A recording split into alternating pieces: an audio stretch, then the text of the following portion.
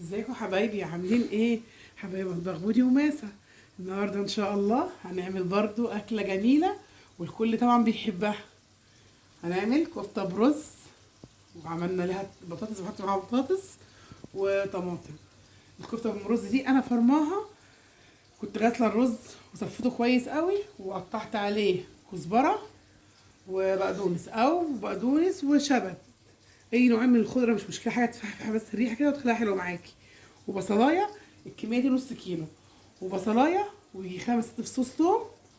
وهقولك على التكه بقى اللي تعمليها معاها بتخليها معاكي ناجحه وجميله جدا، وبتخليها نافشه وحلوه. تحطي عليها معلقه بيكنج باودر كبيره، والبهارات بتاعتك السبع بهارات والفلفل الاسمر، شويه كمون ناشفه.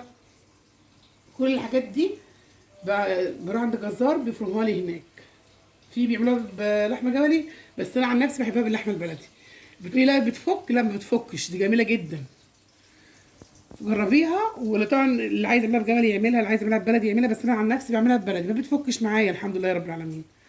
عايز تعملها في الكبه في البيت، تغسلي الرز وتنشفيه قوي، تضربيه في الكبه الصغيره، وتغسلي زي ما قلت لك الرز كويس وتنشفيه، تعمليه في كبه الخلاط الصغيره بعمل زي البودره الرز. وترجعي كل فرمه اللحمه فرمه واحده، وش واحد بمعنى اصح، وتروحي منزله الاثنين على بعض في الكبه، وتحطي معاهم الخضره اللي قلت لك عليها والبصلايه. تطلع معاكي برده في البيت ناجحه جدا وجميله. نبتدي نقول بسم الله الرحمن الرحيم. انا حاطه زيت على النار، هنزل فيه الكفته بتاعتنا. في الاساس بيقولوا عليها كفته داوود باشا، انما احنا دلوقتي كلنا عارفينها بكفته الرز اهي. الكفته بتتحمر قدامكم يا حبايبي. عمال ما تتعمل انا كنت مولعه على البصلايه، وحطيت معاها معلقه ثوم حلوه كبيره، انا بحب اعمل لها بصلايه بثوميه. خلاص كده اهو، خلاص كده. هنزل بقى بالطماطم بتاعتها اللي انا فرماها.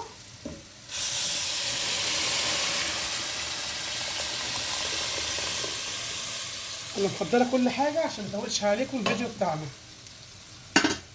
هنزل بقى بالفلفل الاسمر، الحاجات دي كلها عشان تتظبط مع بعض في الغليان بتاعها.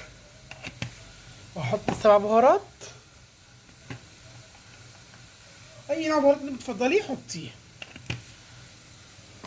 وهنزل بشويه ملح، برضو الملح في اللي بيحب الاكل بتاعه ملحه مظبوط، في بيحب الملح بتاعه قليل، انا بحب الاكل مظبوط. خطه صغيره كده. خلاص حاجتنا جميله مع بعض اهي.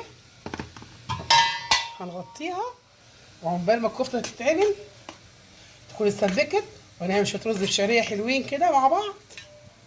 بيبقى غدانا النهارده خفيف وظريف ان شاء الله. واحنا بنقول ايه لما نيجي نقف على بوتاجازنا ومطبخنا؟ اللهم صل وسلم وبارك عليك يا حبيبي يا رسول الله. احنا زي ما قلنا نعطر لساننا بذكر الله. يلا هنطلع مع بعض اول طاسه اهو. شوف عملنا لونها جميل ازاي. احنا مشكلينها، عاملين حبه كور كده لاولادنا وحبه عاديين زي ما انت عايزه. برضو عايزه تعمليها صوابع كلها على طول عادي اهي، تبقى جميله معاكي. وقلت لك البيكنج باودر يخليها منفوشه معاكي وجميله زي العسل. نحط طاسه تانية اهو مع بعض، ونعمل شويه رز بشعريه على طول، ما بياخدش وقت معانا، ويبقى غدانا خلص ان شاء الله بألف هنا وشفا اللي يجرب الطريقه بتاعتنا. اهم شيء لايك وشير وتفعلوا الجرس، وما تبخلوش علينا باللايك بتاعكم الجميل عشان نكبر بيكم وليكم. وزي ما قلت لك طول ما انت واقفه عطري لسانك بذكر الله، لا حول ولا قوه الا بالله العلي العظيم. اي حاجه تقوليها جميله تحسي يومك فيه بركه، وبيتك فيه بركه، وولادك نفسهم فيهم بركه. اهو مع بعض اهو بنعمل الكفته. قولنا ايه رايكم في اللي احنا بنعمله. اخلص بس الكميه دي وارجع لكم تاني اهو يا حبايبي مع بعض اهو. زي ما بنقول احنا بنعلم عرايسنا وبناتنا الصغيرين، بنشتغل معاهم خطوه خطوه عشان لما تخش المطبخ تتشجع وتدخل وتعمل احلى حاجه ان شاء الله. اهو شوف شكلها جميل ازاي. فاكرين كان زمان بنعمل امهاتنا تعملها لنا، كنا نقف جنب البوتاجاز ناخد منها والله احنا عايزينها، وكل واحد ما يكفيناش نرجع عمالنا نخلص، تحس ان يا عيني الكميه كلها خلصت من امهاتنا. الله يرحم امي كانت بتعملها لنا ونقف جنبيها، ويخلي كل ام واحد عايشه يا رب. شكلها جميل ازاي. والكميه دي نص كيلو على فكره. هتحط عليها قد ايه رز؟ انا حاطه يعني نص كيلو لحمه، حاطه عليها كوبايه رز اللي هي بتاعت الميه دي. قولوا لنا ايه رايكم في الحاجات اللي احنا بنعملها لكم. جميله جدا وبالف هنا وشفا اللي يجرب الطريقه بتاعتنا. انا حاطه طبعا الصلصه على النار اهي، عملتها معاكم الصلصه اهي لسه هتبتدي تغلي.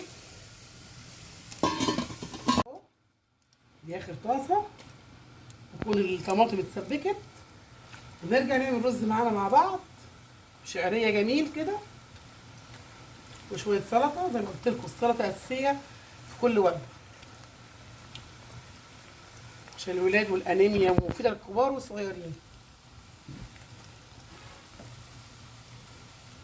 اهو احنا بنعمل كل حاجه قدامكم، احنا زي ما بنقول نعلم بناتنا وعرايسنا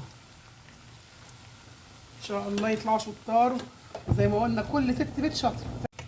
خلاص دي اخر طاسه معايا، بس اخلصها عشان الفيديو ما يطولش عليكم، عشان لسه في رز هنعمله مع بعض وارجع لكم تاني.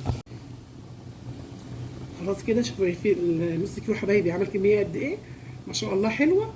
هنزلها على الصلصه وشويه كده هنزل عليها البطاطس مع بعض خطوه بخطوه. عملنا الرز ابو شعريه، طبعا كنت عاملاها قبل كده في كذا فيديو وسهل. حمرنا الشعريه وحطينا على الرز، بس عشان بكسب وقت عشان الفيديو ما يطولش عليكم. شوف شكلها جميل ازاي. نرجع بقى للكفته نشوف شكلها عامل ايه. لا ده ما شاء الله تبارك الله، الشكل جميل جدا والطعم تحفه. هتاخد 3 4 مرات كده في الغليان، وهطفي عليها واحطها قدامكم. خلاص كده يا حبايبي خلصنا الكفته بتاعتنا الجميله ام رز، وعملنا جنبها شويه رز بشعريه وطبق السلطه، وده كان غدانا النهارده. والسلام عليكم ورحمه الله وبركاته.